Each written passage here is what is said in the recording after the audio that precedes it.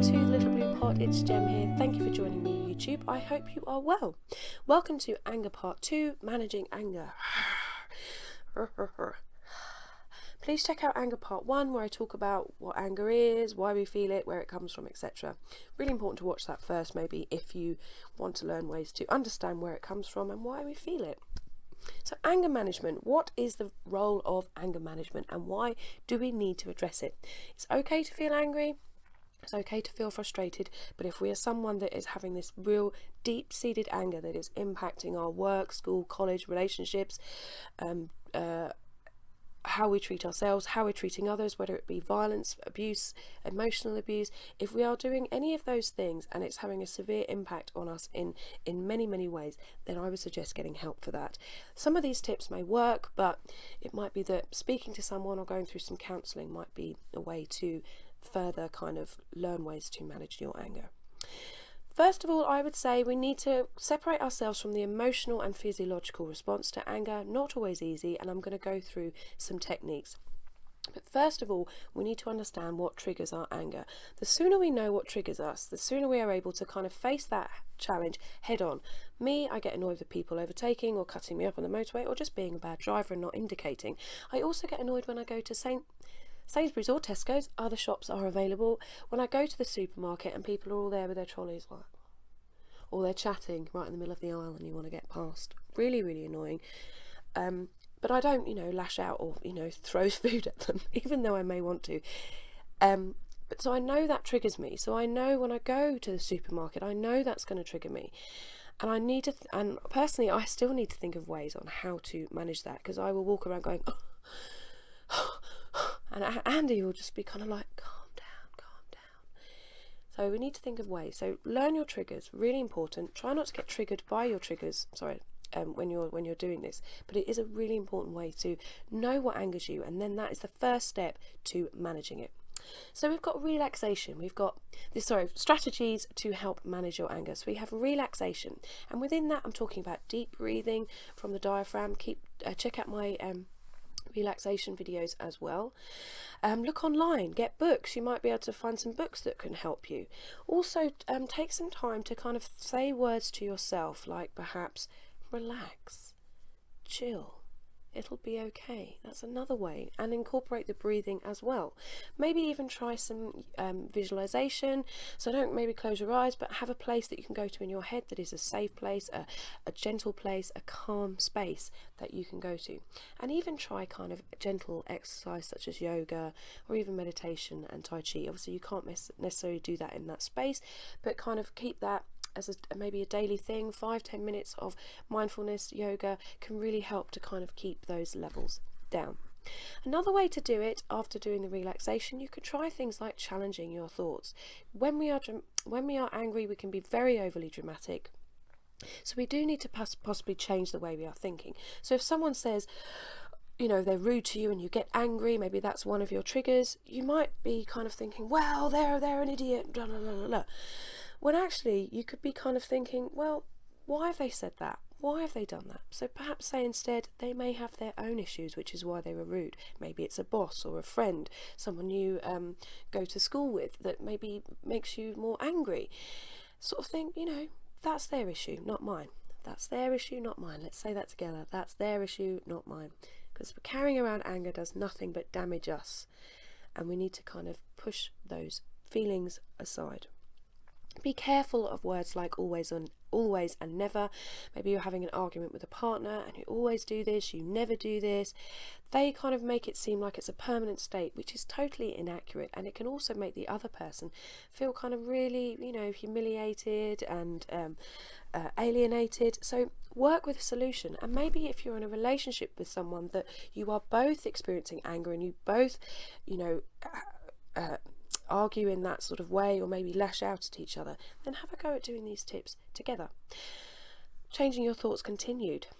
Oh, I said that. Remind yourself that being angry won't fix anything. Like I say, it will just stay here, and maybe the person that made you angry won't even ever think about it again. Logic defeats anger. So try and apply those logical thinking rather than going to those irrational thoughts. Well, they're a horrible person, they're selfish, they never do that, they always do that. Logic. Think, They don't always do that. Sometimes they're nice. Sometimes they aren't rude to me. Sometimes I can tolerate them. So have a think about that as well. Have aware of as well of what expectations you are putting on other people, because if you are sort of saying, well, I behave like this, therefore they should behave like this, isn't always the case. We may have great expectations of other people, but they may not always live up to our standards, our unrelenting standards, but that doesn't mean they're a bad person. I personally like it when people message, like, how are you doing, how are you managing today, is it a good day, bad day? But not everyone does that for me, because I would possibly do that for them. Doesn't mean they do that for me, doesn't mean they love me any less. So taking away those expectations, really, really important. So problem solving, number 3. We tend to jump to conclusions when we are angry, because we are in that emotional state rather than in that kind of logical, rational thinking state. So don't say the first thing that comes into your head, which maybe it does for me.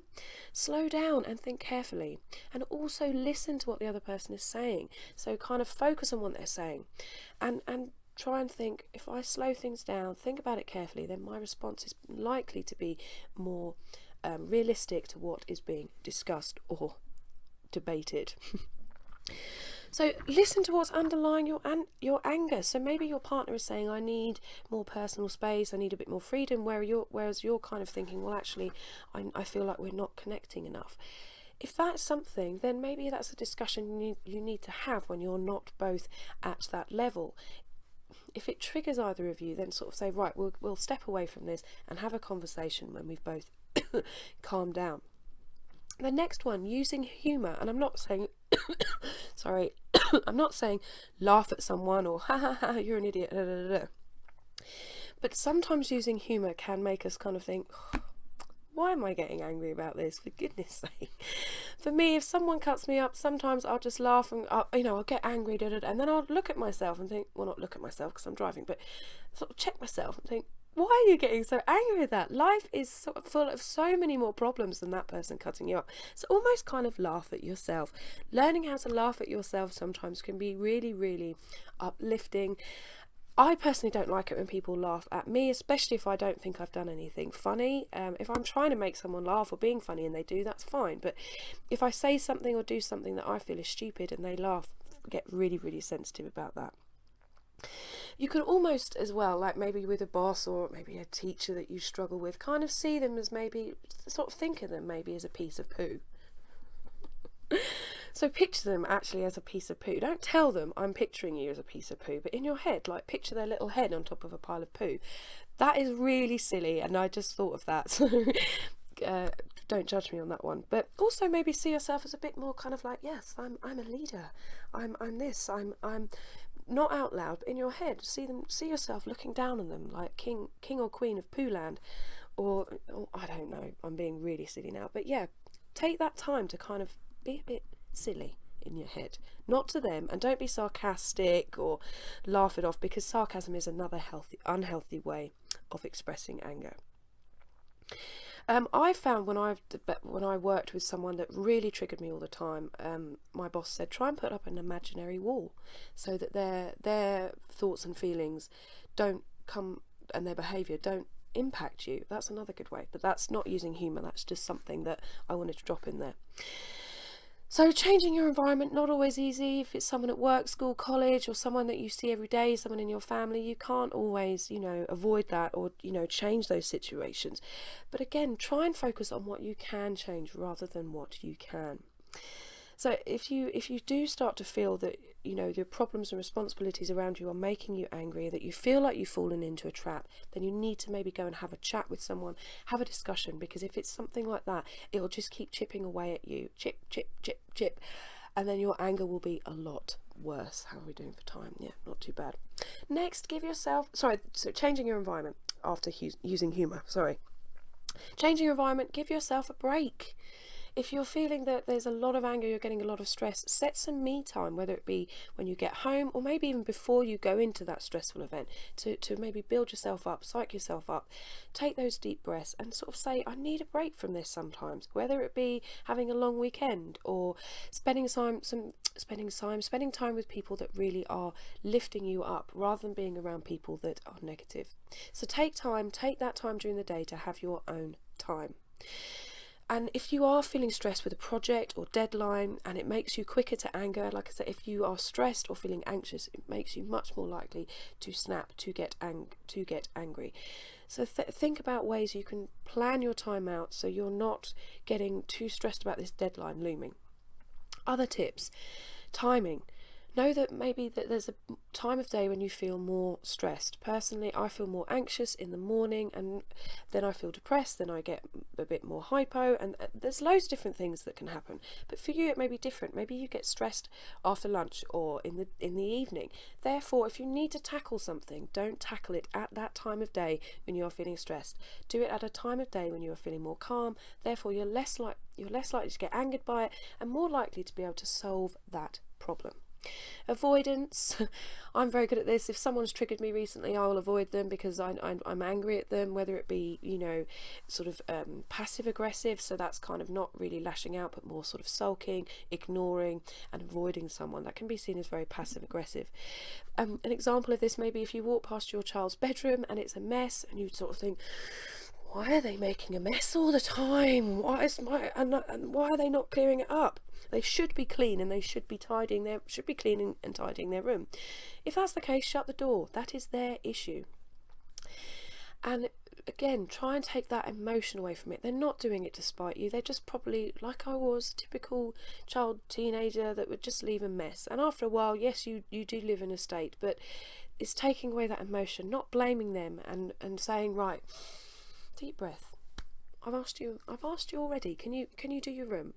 And maybe afterwards we can, do a bit of bribery. I'm not saying that really, that's a joke, but what infuriates you may not infuriate other people. So if you know it infuriates you, work out a way to solve that problem when you're not feeling angry.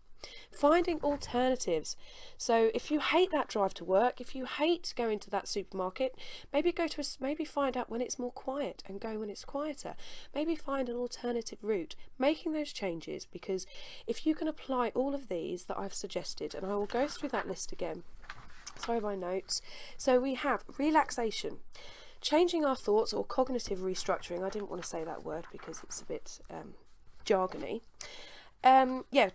Cognitive restructuring, problem solving, using humour, changing your environment, timing, avoidance, finding alternatives. If you can use some of those, apply those to your anger, then you may be able to manage it a lot better. I'm going to start trying these too, and I'll let you know how I get on. But as I said at the beginning, if your anger has a severe impact on your life, then go and get help, because it won't go away and it could lead to further problems such as alcohol abuse, substance abuse, maybe even suicidal thoughts, self-harm, or maybe that you are lashing out and physically or emotionally hurting those around you.